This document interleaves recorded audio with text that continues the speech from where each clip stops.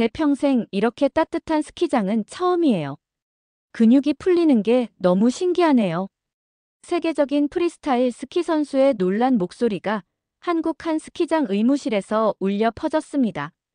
2026 밀라노 동계올림픽을 준비하며 한국을 찾았다고 하는데요. 영하 30도의 혹한 속에서도 가뿐히 훈련을 소화하던 그녀가 한국의 비교적 온화한 영하의 날씨에서 몸이 말을 듣지 않는다며 당황했다고 합니다. 더 흥미로운 점은 리조트 의무실에서 처음 경험한 한국식 치료법에 반해버렸다는 점입니다. 도대체 캐나다의 스타 선수는 한국의 어떤 겨울 문화에 이토록 감동받은 걸까요? 그녀의 특별한 이야기 지금 시작합니다. 잠깐만요. 1초면 가능한 구독과 좋아요 버튼을 눌러주시면 영상 제작에 큰 힘이 됩니다. 저는 캐나다 캘거리에서 자란 프리스타일 스키 선수 네이선 라일리입니다. 6살 때부터 스키를 탔으니 참 긴 시간이 흘렀네요. 처음 스키를 신었던 날은 영하 25도의 혹한이었어요. 아빠는 진짜 캐나다 사람은 추위를 즐길 줄 알아야 한다며 저를 휘슬러 블랙홈 스키장으로 데려갔죠. 무섭고 두려웠지만 아빠의 등 뒤에서 폭신한 눈 위를 미끄러지듯 내려오던 그 순간의 짜릿함은 지금도 잊을 수 없답니다. 스키를 시작한 지 2년 만에 저는 휘슬러 프리스타일 스키 클럽에 들어갔어요. 아침 6시면 일어나 에어백 점프대로 향했죠. 처음에는 높이가 무서워서 울기도 했지만 코치는 넌 타고났어 라며 늘 격려해 주셨어요. 훈련은 정말 힘들었어요. 매일 아침 슬로프 상태를 점검하고 에어백 위에서 점프 연습을 하고 실내 트램폴린으로 공중 회전 기술을 연마했죠. 영하 30도의 날씨에도 하루도 빠짐없이 훈련했답니다. 이 정도 추위는 기본이지 라며 스스로를 다독이곤 했어요. 날씨가 좋지 않을 때면 실내 트램폴린장으로 향했어요. 공중에서 몸을 비틀고 회전하는 연습을 반복했죠. 처음에는 무서웠지만 차츰 공중에서 노는 게 재미있어졌어요. 밤늦게까지 연습하다가 코치한테 혼나기도 했답니다. 10대 초반부터 지역대회에 나가기 시작했어요. 부모님은 주말마다 저를 대회장으로 데려다 주셨죠.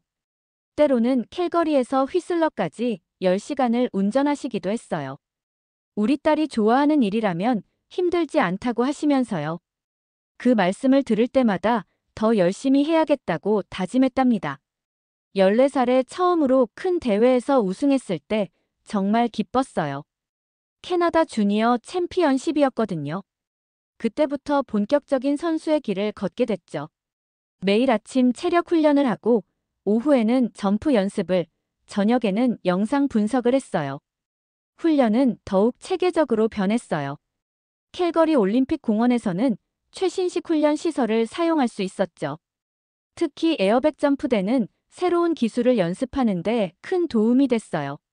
실수로 착지를 실패해도 부상 위험이 적었거든요. 18살에 드디어 국가대표가 됐어요. 그때까지만 해도 제가 한국과 특별한 인연이 있을 거라곤 상상도 못했답니다. 그런데 2018년 모든 게 바뀌었어요. 평창 동계올림픽 때였어요. 저는 국가대표 후보 선수 자격으로 경기를 참관하러 갔죠. 그날따라 날씨가 최악이었어요. 강풍주의보가 내려질 정도로 바람이 심했거든요. 이러다 경기가 취소되는 거 아닐까? 모두가 걱정하고 있을 때였어요. 이게 말이 돼? 밤새 내린 눈 때문에 걱정했던 슬로프가 마치 거울처럼 반들반들하게 정리되어 있었어요. 한국의 제설 담당자들이 밤새 작업을 했다고 하더라고요. 특히 놀라웠던 건 경사면의 온도 관리였어요. 캐나다에서는 상상도 못했던 과학적인 설질 관리더라고요. 그리고 몇 년이 지난 지금 저는 2026 밀라노 동계올림픽을 준비하면서 다시 한국을 찾았어요. 이번에는 우리 팀 전체의 동계훈련지로 한국을 직접 제안했거든요. 한국의 과학적인 훈련 시스템이 우리 팀에 큰 도움이 될 거라 확신했죠. 그런데 웬걸 도착하자마자 이상한 일이 벌어졌어요. 밤 10시가 넘어서도 환하게 빛나는 슬로프와 그 위를 가로지르는 스키어들의 모습이었죠. 이게 대체 어떻게 된 일이지? 의아해하던 그때 저는 한국만의 특별한 겨울나기 비결을 발견하게 됐어요. 그리고 그 발견은 제 인생을 완전히 바꿔놓게 되죠. 왜 이렇게 춥지? 훈련이 끝난 후 숙소로 돌아오는 길, 저는 이상하게 몸이 떨리는 걸 느꼈어요. 평소 영하 30도의 캘거리에서도 거뜬했던 제가 영하 10도에서 벌벌 떨다니 도무지 이해가 되지 않았죠. 숙소 관리자 김 씨가 걱정스러운 표정으로 다가왔어요. 그녀의 안내로 들어간 방은 놀랍게도 따뜻했죠. 더 신기한 건 바닥에서 올라오는 온기였어요. 마치 누군가가 아래에서 은은하게 따뜻한 기운을 불어넣는 것 같았답니다. 이게 뭐죠? 바닥에서 열이 나는 것 같은데요? 김 씨는 빙그레 웃으며 온돌이라는 것을 설명해 주었어요. 한국의 전통 난방 방식이라고 했죠. 방바닥 전체를 데워서 은은하게 온기를 전달하는 시스템이라는 거예요. 예전에는 아궁이에서 불을 떼어 구들장을 데웠다고 하더군요. 지금은 현대식으로 발전해서 온수 파이프로 바닥을 데운다고 했어요. 처음에는 바닥에 앉아 있는 게 어색했어요. 하지만 점점 몸이 녹아드는 것이 느껴졌죠. 특히 훈련으로 뻣뻣해진 허리와 다리가 자연스럽게 풀리는 느낌이었어요. 캐나다에서는 벽면의 라디에이터로 난방을 하는데 그때는 왜 이런 방식을 생각하지 못했을까 하는 생각이 들었답니다. 아, 그래서 한국 선수들이 추운 날씨에도 근육이 덜 경직되나 봐요. 문득 평창 올림픽 때 봤던 한국 선수들이 생각났어요. 그들은 영하의 날씨에도 놀라울 정도로 유연한 움직임을 보여줬거든요. 비결이 바로 이 따뜻한 바닥에 있었던 거죠. 김 씨는 제 컨디션을 더 걱정하는 눈치였어요. 라일리 선수, 몸이 안 좋아 보이는데 찜질방에 한번 가보는 건 어떠세요? 찜질방. 처음 듣는 단어였죠. 한국의 전통적인 휴식 공간이라고 했어요. 사우나와 비슷하지만 뭔가 다르다고 했죠. 24시간 운영한다는 말에 놀랐어요. 밤 10시가 넘었는데도 갈 수 있다니.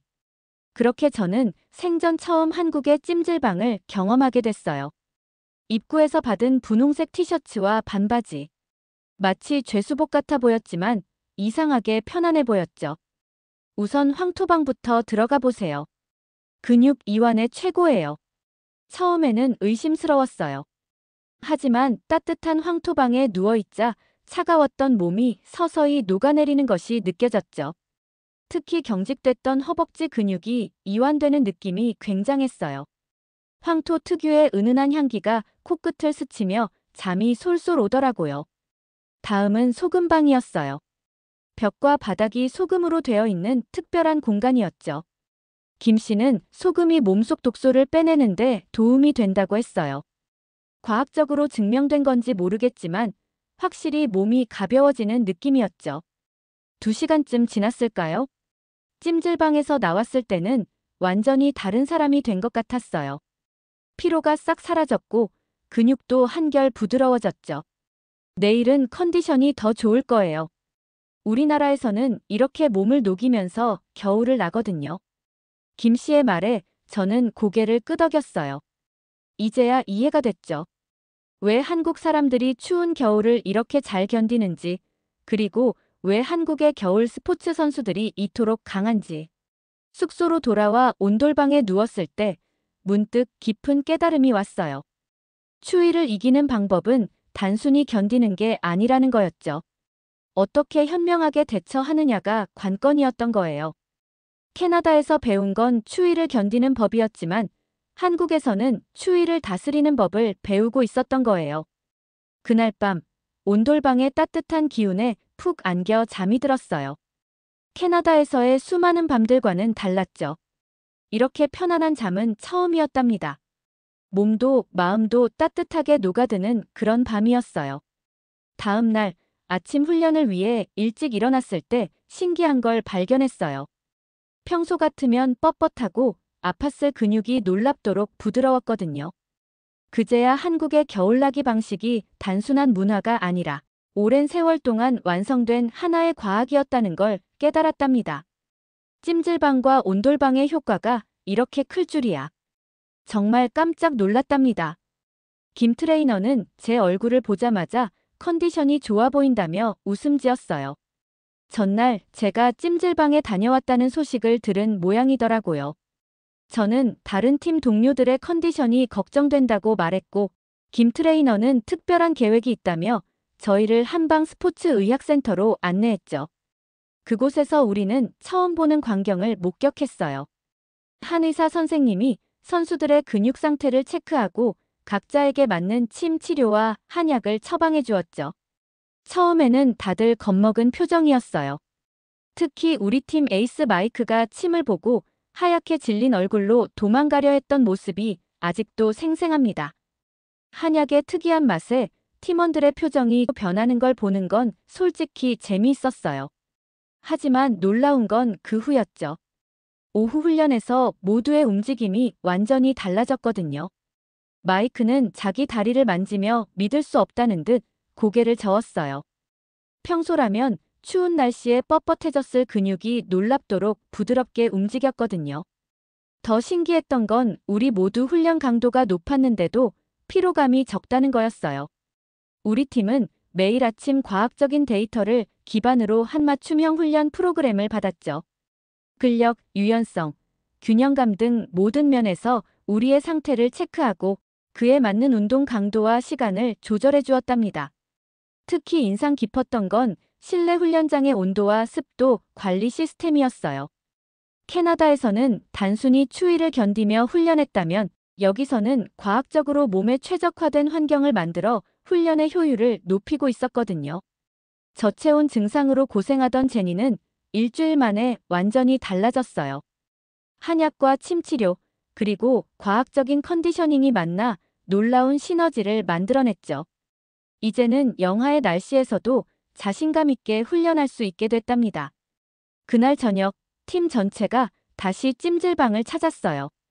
이번에는 아무도 망설이지 않았죠. 황토방에서 땀을 흘리고 냉탕과 온탕을 오가며 근육의 긴장을 풀었어요. 심지어 마이크는 찜질방 음식점에서 파는 시원한 동치미 국수의 맛에 완전히 매료되어 버렸답니다. 한 주가 지나자 우리 팀은 완전히 달라져 있었어요. 영하의 날씨에도 유연하게 움직일 수 있게 됐고 부상 위험도 크게 줄었죠. 우리는 매일 새로운 것을 발견했어요. 훈련 전후로 마시는 한약차가 피로 회복에 도움이 된다는 것, 온돌방에서 자는 것이 근육, 이완에 좋다는 것, 찜질방의 다양한 치료실이 각각 다른 효과가 있다는 것까지. 이제 우리 팀은 매일 저녁 찜질방에서 하루를 마무리해요. 온돌방에서 따뜻하게 잠들고 아침이면 한약을 마시죠. 처음에는 낯설었던 이 모든 것들이 이제는 우리의 소중한 루틴이 되었답니다. 코치는 매일 밤 훈련 일지를 쓰면서 혀를 내둘렀어요. 도대체 어떻게 이런 생각을 했지? 라며 감탄하더라고요. 전통적인 치료법과 현대과학의 완벽한 조화. 그것이 바로 한국식 겨울 스포츠의 비결이었나 봅니다. 이런 변화를 본 다른 나라 선수들도 하나둘씩 우리의 방식을 따라하기 시작했어요. 한국의 겨울철 컨디션 관리 비결이 입소문을 타기 시작한 거죠. 이제는 농담처럼 말하곤 해요. 한국의 겨울은 춥지만 사람의 마음은 따뜻하다고요.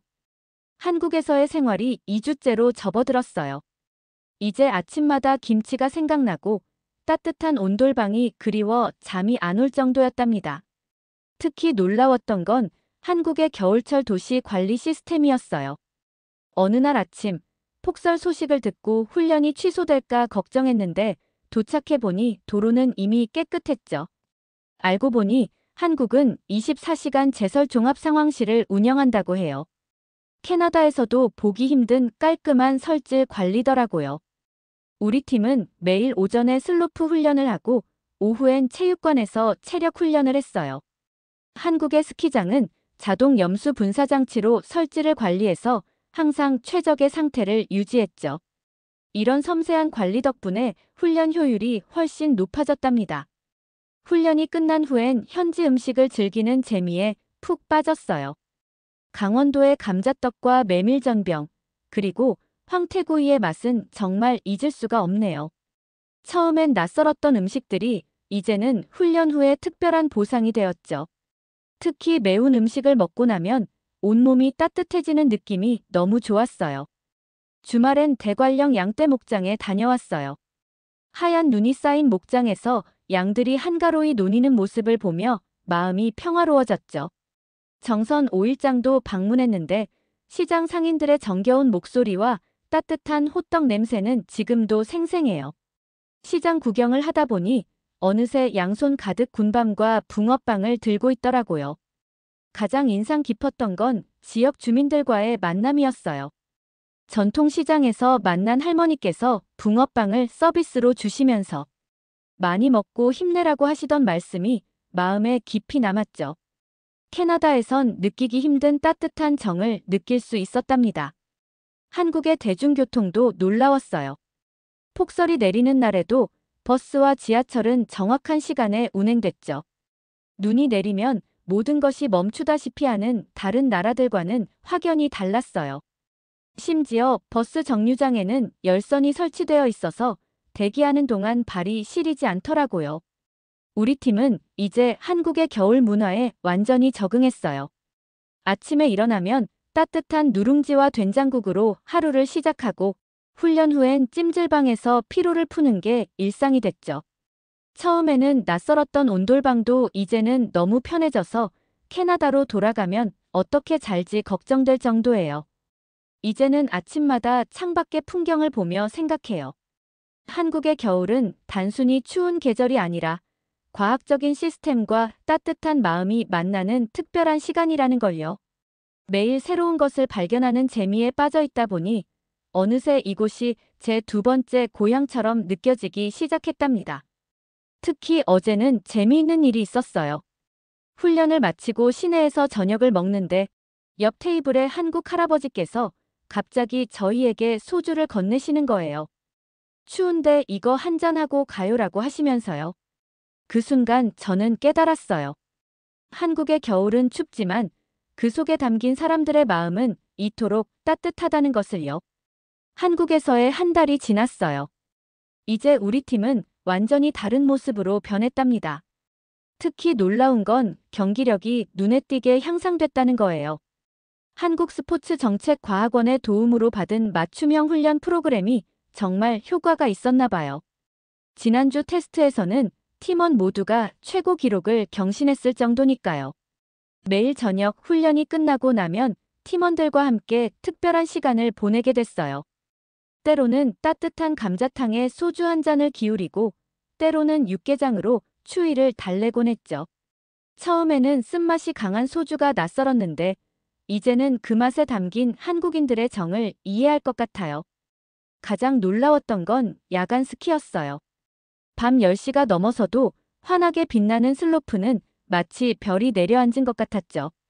우리는 종종 야간 훈련을 하면서 색다른 경험을 했는데 밤하늘 아래서 스키를 타는 느낌이란 말로는 표현할 수 없을 만큼 특별했답니다. 주말이면 팀원들과 함께 이곳저곳을 다녔어요. 화천 산천 어축제에 갔을 때는 처음으로 얼음 낚시에 도전했는데 마이크가 미끄러져 넘어지는 바람에 모두가 배를 잡고 웃었죠. 태백산 눈축제에서 본 눈 조각들은 예술 작품이었어요. 캐나다에서도 보지 못한 아름다움이었답니다. 한국의 밤은 참 특별해요. 퇴근 후에도 활기가 넘치는 거리, 화려한 조명으로 빛나는 도시.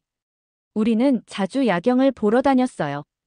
특히 찜질방에서 하룻밤을 보내고 새벽에 본 도시의 모습은 잊을 수 없답니다. 24시간 불이 꺼지지 않는 도시의 활기는 캐나다의 고요한 밤과는 완전히 달랐죠. 매주 화요일 저녁에는 현지 스키 동호회와 합동 훈련을 했어요. 처음에는 언어 때문에 걱정했지만 스포츠는 말이 필요 없더라고요. 오히려 서로의 기술을 배우면서 더 깊은 우정을 쌓을 수 있었죠. 한국 선수들의 섬세한 턴 기술은 우리에게 새로운 영감을 주었고 우리의 점프 기술은 그들에게 신선한 자극이 되었답니다. 이제는 팀 전체가 한국의 겨울 문화에 푹 빠졌어요. 연습이 끝나면 누군가가 오늘은 어디로 갈까? 하고 물으면 다들 웃으면서 찜질방 하고 외치죠. 심지어 마이크는 캐나다에 돌아가면 꼭 찜질방을 차리겠다고 야심찬 계획을 세우고 있답니다. 지난주에는 특별한 일이 있었어요. 우리 팀이 현지 스키 동호회와 친선 경기를 가졌는데 경기가 끝난 후 모두가 함께 삼겹살을 구워 먹었죠. 서로 다른 언어를 쓰면서도 웃음이 끊이지 않았어요. 특히 김치찌개를 처음 먹어본 우리 코치가 이게 바로 한국의 맛이구나 하며 감탄하던 모습이 아직도 기억나네요. 훈련 성과도 놀라웠어요. 한국의 과학적인 훈련 시스템 덕분에 팀원들의 기술이 눈에 띄게 향상됐거든요. 특히 균형감과 체력이 많이 좋아졌어요. 한국식 식단과 규칙적인 생활 습관도 한몫했죠. 이제는 영하의 날씨에서도 몸이 훨씬 가벼워졌답니다. 2주 후면 캐나다로 돌아가야 해요. 하지만 우리는 더 이상 예전의 우리가 아니에요. 한국에서 배운 것들, 과학적인 훈련 방식, 따뜻한 정, 그리고 무엇보다 추위를 이기는 지혜까지. 이 모든 것들이 우리를 완전히 다른 팀으로 만들어 주었답니다. 돌아가면 제일 먼저 뭘 할지 벌써 정했어요. 우리 동네에도 한국식 온돌 시스템을 설치하는 거예요. 그리고 한국에서 배운 겨울나기의 지혜를 모두에게 알려주고 싶었거든요. 귀국을 하루 앞둔 날이에요. 한 달 반이란 시간이 이렇게 빨리 지나갈 줄이야. 아침부터 마음이 울적했답니다. 우리 팀은 한국에서의 마지막 훈련을 앞두고 있었어요. 한국스포츠과학원에서 받은 최종 데이터를 보며 모두가 놀랐죠. 팀원들의 하지 근력이 평균 15% 향상됐고 체력 테스트 결과도 모두 자기 최고 기록을 경신했거든요. 특히 평소 저체온 증상으로 고생하던 마이크의 혈액순환이 크게 개선된 게 정말 인상적이었어요. 한국에서의 훈련은 우리 각자에게 특별한 변화를 가져다 주었어요. 제니는 균형감이 30% 이상 향상되어 고난도 기술을 완벽하게 구사할 수 있게 됐고, 토마스는 유연성이 놀랍게 좋아져서 새로운 동작에 도전할 수 있게 됐죠. 저도 한국의 과학적인 트레이닝 덕분에 부상 없이 새로운 기술을 습득할 수 있었답니다. 코치는 한국의 스포츠 과학 지원 시스템에 완전히 매료됐나 봐요. 당장 캐나다로 돌아가면 현지 체육협회에 한국식 훈련 시스템 도입을 제안하겠다고 하더라고요. 특히 현장 밀착형 데이터 분석과 맞춤형 컨디션 관리 방식은 꼭 도입하고 싶다고 했죠. 마지막 저녁, 우리를 위해 깜짝 송별회가 열렸어요. 한국 동호회 친구들이 준비한 거였죠. 삼겹살에 소주를 곁들이며 우리는 그동안의 추억을 나눴어요. 누군가 다음에 또 만나자고 했을 때 코치가 그럼 다음엔 우리가 캐나다로 초대할게라고 답했답니다. 짐을 싸면서 발견했어요. 어느새 가방 안에는 한국의 흔적들이 가득했죠. 김치, 고춧가루, 한약재, 심지어 온돌 매트까지요. 마이크는 아예 찜질복을 10벌이나 사뒀더라고요. 제니는 한국의 전통 찜질 방법을 기록한 노트를 소중히 챙겼고, 토마스는 한방병원에서 받은 침술 교본을 들고 있었죠. 우리는 귀국 후의 계획도 세웠어요. 캐나다에 작은 한국식 훈련센터를 만들기로 했죠. 온돌 시스템은 기본이고 한방 치료실도 만들 거예요. 한국의 스포츠 과학자들과 정기적으로 화상 미팅도 하기로 했답니다. 공항으로 가는 길, 창밖의 풍경이 유난히 아름다워 보였어요. 한국의 겨울은 춥지만 그 안에 담긴 따뜻함이 우리의 마음을 녹였던 거죠. 과학적인 훈련 시스템, 세심한 관리 그리고 무엇보다 사람들의 진심 어린 배려. 이 모든 것들이 우리를 완전히 다른 팀으로 만들어 주었답니다. 이제는 자신 있게 말할 수 있어요. 우리는 단순히 훈련하러 온 게 아니었다고요. 한국의 겨울은 우리에게 새로운 시각을 선물해 주었어요. 추위를 이기는 것이 아니라 현명하게 다루는 법, 과학적 시스템과 따뜻한 정이 공존하는 방법을 배웠죠. 다음 동계올림픽에서는 우리만의 특별한 무기가 있을 거예요. 한국에서 배운 과학적 훈련법과 따뜻한 마음가짐으로 우리는 분명 더 멋진 모습을 보여줄 수 있을 거예요. 비행기에 오르면서 마지막으로 돌아봤어요. 저 멀리 보이는 설원 위로 해가 떠오르고 있었죠. 문득 생각났어요. 우리가 캐나다로 가져가는 건 향상된 기록뿐만이 아니라는 걸요. 한국의 겨울이 우리에게 가르쳐준 따뜻한 지혜. 그게 바로 우리가 얻은 진짜 선물이었답니다. 우리의 차가운 마음을 녹여준 한국에서의 겨울을 영원히 잊지 못할 거예요. 오늘은 캐나다 스키 선수의 특별한 겨울 이야기를 들어보았습니다. 한국의 과학적인 동계 스포츠 시스템과 첨단 제설 기술, 그리고 온돌과 찜질방으로 대표되는 전통적인 겨울나기 문화가 세계적인 선수들에게도 깊은 인상을 남기고 있다는 사실이 놀랍지 않으신가요? 영하 40도의 혹한에서도 거뜬히 훈련하던 선수들이 오히려 한국의 겨울 문화에 푹 빠졌다는 사실에 흐뭇해집니다.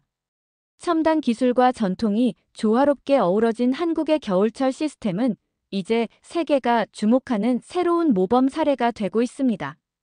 여러분께서 생각하시는 한국만의 겨울 문화가 있다면 댓글로 남겨주세요. 감동 마이크는 앞으로도 전 세계에서 전해오는 따뜻하고 감동적인 한국에 대한 사연들을 소개해드리도록 하겠습니다. 여러분의 많은 관심과 사랑 부탁드립니다. 구독과 좋아요, 알림 설정으로 다음 이야기도 함께 해주세요. 끝까지 시청해주셔서 감사합니다. 행복한 하루 보내세요.